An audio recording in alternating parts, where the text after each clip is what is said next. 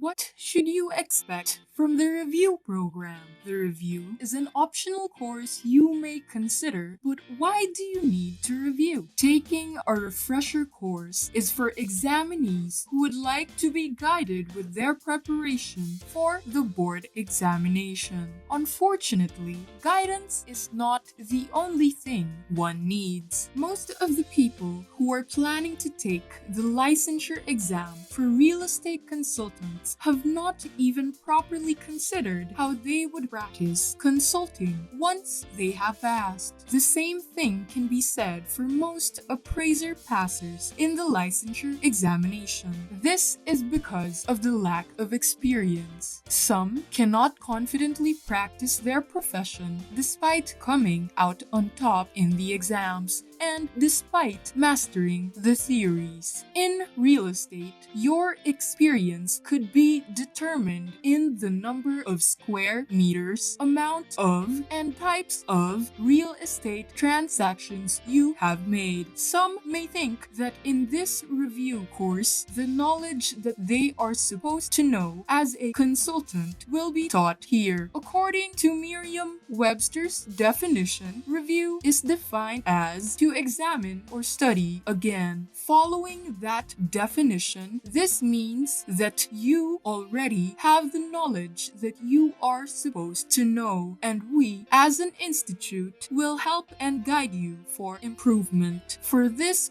reason, we have defined the body of knowledge that a consultant must have. This body of knowledge that we have defined was born out of research made from real estate schools in the United States of America and Europe. We are giving you this evaluation before we proceed to our review and coaching. The syllabus for the licensure examination of a real estate consultant is not aligned to our body of knowledge. The reason for that is because most of the real estate consultant licensure exam was adopted from the Department of Trade and Industry, or DTI. They have yet to make changes for the past 10 years. To make matters worse, this lack of change in the examination is providing more licensed practitioners that have neither the experience nor the expertise. To be clear, the issue here is that not everyone who claims to have certain years of being licensed have all acquired equal experience. The consultancy licensure exam should be a validation process of your expertise gained from your experience. This course program wishes to deviate from the subjects that you are all expected to be good at and focuses on the subjects that are unfamiliar to most. Here is last year's copy of the exam coverage. The new copy for this year, 2020, will be out once the application for examination is open at the PRC website starting October 6, 2020. Hopefully, there will be no changes. Despite the uncertainties, we must prepare. Being ready always brings good results rather than being late. Cramming often creates the opposite consequences. As mentioned, the exam coverage has been almost the same for the last 10 years. Our PRB RES has a new set of members who may apply some changes, though as of this time, no resolution has been made to make immediate changes. It is safe to say that we are still on track. If you have noticed, the coverage is divided into two parts: fundamentals and professional practice for the written exam. Likewise, the Revalida has two parts: written project feasibility study, or PFS, and oral defense. Our original program has now been converted to an online e-learning platform. Students can take the 12-day program within 8 weeks or almost 2 months managing their own time and learning on their own pace. Now, let's proceed to how the subjects will be broken down. The first part to be uploaded are the 2 subjects included in fundamentals. These are the fundamentals of consulting and standards and ethics. These are the 2 subjects that will be discussed. We arranged the discussion based on the order of how the information should be learned. There will be 100 questions with an equivalent weight of 30%. The second part to be uploaded are the 3 subjects we replaced with the item number 4 in the fundamentals subject, which is land management system. This subject has been part of the broker and appraiser subjects, and you are expected to know it more. We find that the alternative subjects that will be discussed are significant for you to be well equipped in your PFS writing. The discussion of subjects is arranged as shown in the next slide. Again, we arrange the subjects in chronological order. Here are the 3 subjects covered for the second week. The knowledge, information, and inputs from these subjects will be able to help you during your PFS preparation. It will not only help you in the 30% of the written exam, but also the 20% of the PFS. This prepares you in the actual practice of preparing what you must prepare for a client. Here are the alternative subjects covered for the second week. Continuation of the alternative subjects connected to the professional practice part.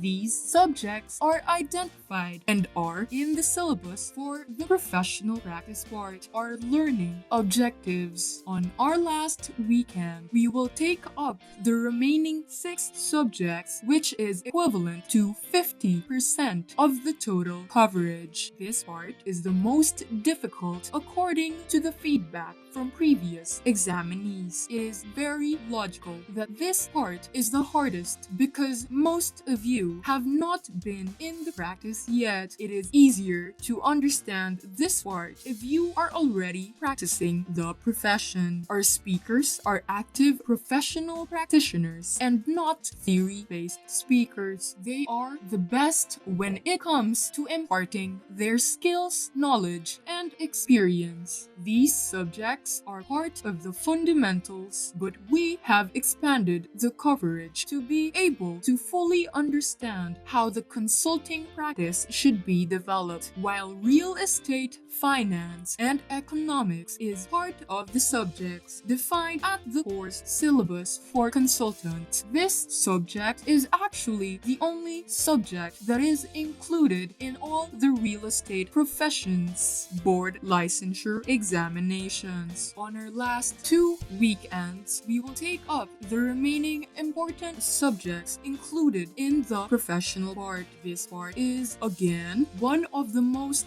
difficult according to the feedback from previous examinees. Again, it is very logical that this part is the hardest because most of you have not been in the practice yet. It is easier to understand this part if you are already practicing consultancy. As mentioned, our speakers are active professional practitioners and not theory-based speakers. They are the best when it comes to imparting their skills, knowledge, and experience. Here are the subjects to be covered for the last 2 weekends.